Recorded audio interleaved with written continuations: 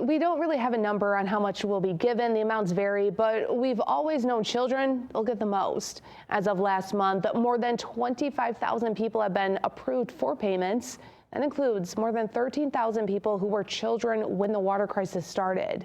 Part of me, I want to be hopeful and excited that it's going to be money that Flint residents have been waiting on. There's that other part, though, that water activist Melissa Mays says is leaving her frustrated with this announcement that money from the settlement will be dispersed in November. It's taken this long, and it's for reasons that are not at the fault of Flint residents, of course. The delays have been for a variety of reasons, according to the special master, Deborah Greenspan. Over the years, they've said the claims process took longer than expected because of how many forms had to be submitted. So it's hard to get excited saying, okay, we might see an end to this, or we might get some piece of justice anytime soon, when every time we turn around, there's been more and more delays. In 2021, people stood in line to file their water settlement claims. The deadline to have everything in was June of 2022. They were rushing us. The claims administrator, the judge, everybody had said, hey, you have 60 days to get your evidence in. Go grab your medical records. And doctors' offices were scrambling. People were scrambling.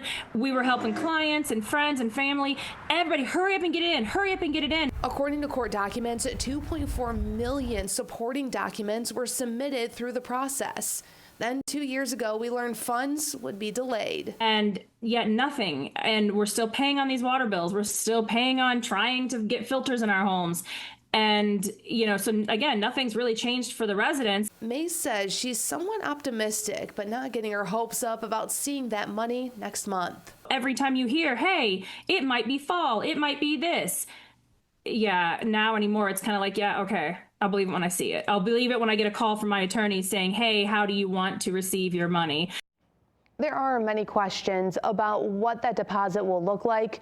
Here's the breakdown percentage-wise, depending on the category a person falls into.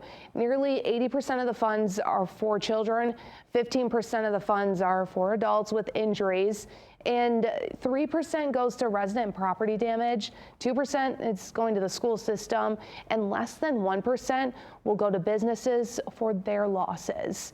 For now, live in the studio, Courtney Bennett, Mid-Michigan Now.